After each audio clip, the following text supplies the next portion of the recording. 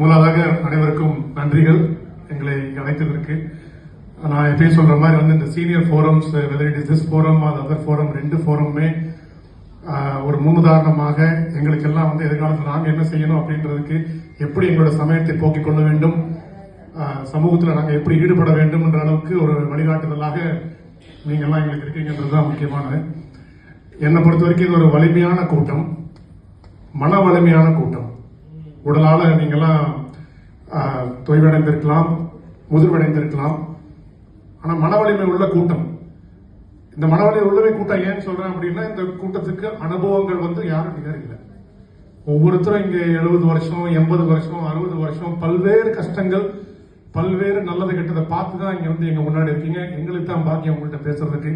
உங்கள் அனுபவங்கள் வந்து நான் இன்னும் பல ஆண்டுகள் போனா கூட அனுபவத்தோட மாற்றுறது கஷ்டம். ஏன்னா இந்த காலத்துல